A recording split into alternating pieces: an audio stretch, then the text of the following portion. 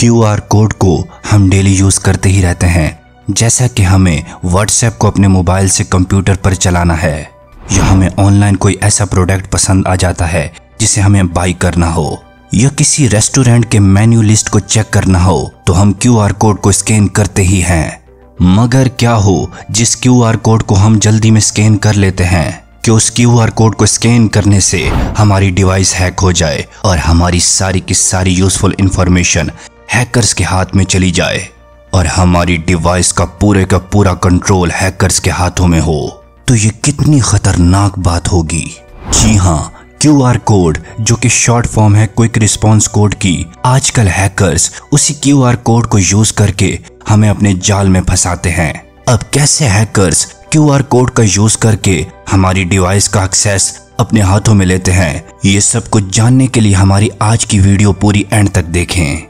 QR code जिसका हम आजकल किसी न किसी तरीके से यूज करते ही रहते हैं, अब उसी क्यूआर कोड के जरिए हैकर्स हमें ट्रैप कर रहे हैं। वो इस तरह से हैकर इस अटैक को परफॉर्म करने के लिए फिशिंग अटैक की एक फॉर्म क्विशिंग का यूज करते हैं। क्विशिंग अटैक भी बिल्कुल फिशिंग अटैक की तरह ही है, लेकिन इसका मतलब है क्यूआर कोड अटैक, जिसमें होता कुछ यूं है कि एक हैकर हमें ईमेल के जरिए ट्रैप करता है। वो ऐसे कि एक हैकर हमें ईमेल के जरिए उस हैकर का बनाया हुआ फेक क्यूआर कोड विक्टिम को सेंड करता है और फिर हैकर सोशल इंजीनियरिंग का यूज करते हुए विक्टिम के माइंड के साथ खेलकर उसे वो फेक क्यूआर कोड स्कैन करने का बोलता है। जैसे ही विक्टिम वो फेक क्यूआर कोड स्कैन करता है तो वो बुरी तरह से हैकर के जाल में फंस जाता है और फिर इसी तरह से हैकर उस फेक क्यूआर कोड के जरिए उसकी डिवाइस को हैक कर लेता है। क्विशिंग अटैक की सबसे खतरनाक बात यह है कि बहुत से ब्राउजर और ईमेल के एंटी स्पैम फिल्टर्स इसे डिटेक्ट नहीं करते, क्योंकि ईमेल के ज्यादातर एंटी स्पैम फिल्टर्स टेक्स्ट